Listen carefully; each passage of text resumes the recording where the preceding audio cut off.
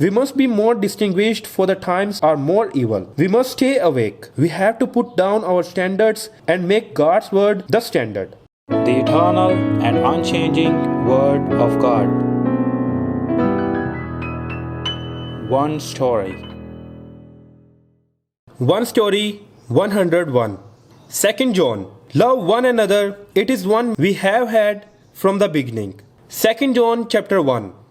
2 John is the epistle of Apostle John following 1 John. Like other apostles' epistles, 2 John says, "Grace, mercy and peace from God the Father and from Jesus Christ, the Father's Son, will be with us in truth and love." Proclaiming that God and Jesus Christ are with them even during the situation of increasing persecution at that time. The very zeal of God will surely lead the people of God to the complete kingdom of God. Not a new command, but the one we have had from the beginning: love one another. John said, "I am not writing you a new command, but one we have had from the beginning. I ask that we love one another, and this is love, that we walk in obedience to his commands. As you have heard from the beginning, his command is that you walk in love," saying to love as emphasized several times in his first letter. The completion of the holy life of God's people, who are called by God's total love and finally live the life of foreigners heading home, is love. And that love is the same love, just as Jesus Christ said. "You have heard that it was said, love your neighbor and hate your enemy. But I tell you, love your enemies and pray for those who persecute you, that you may be sons of your Father in heaven. He causes his sun to rise on the evil and the good, and sends rain on the righteous and the unrighteous. If you love those who love you, what reward will you get? Are not the tax collectors doing that? And if you greet only your brothers, what are you doing more than others? Do not even pagans do that? Be perfect, therefore, as your heavenly Father is perfect." That is why Paul also said, "Love does no harm to its neighbor." Therefore, love is the fulfillment of the law.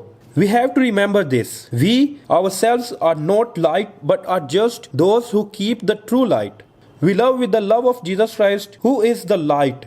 It is not only to love those who are good to me and who I like by our sinful nature, but to pass on the light of the love of Jesus Christ to our neighbors and even to our enemies. There is no true love in us. That is why we must abide in the perfect love, Jesus Christ, and we must embrace the word of life. Watch out that you do not lose what you have worked for, but that you may be rewarded fully. At the time of early church, theology and faith were not yet established, so many heresies emerged. Among them, the heresy that had the greatest effect on the church and still has its influence were those who denied that Jesus Christ came in the flesh. As in 1 John, John calls them antichrists. That is why we must believe in Jesus Christ through the Bible. Jesus said, "This is what I told you while I was still with you. Everything must be fulfilled that is written about me in the law of Moses, the prophets and the Psalms." The Bible tells of Jesus Christ from Genesis to Revelation that Jesus Christ was the perfect God and was the perfect man who came to bear the sins of God's people who are sinners. The whole Bible testifies of it. Therefore, the entire Bible must be read, studied and learned. It should never be leaned towards one side. Therefore, John said, "Watch out that you do not lose what you have worked for, but that you may be rewarded fully." Who do not have God and do not live in the teachings of Christ come, the people were told not to bring them into the house or welcome them.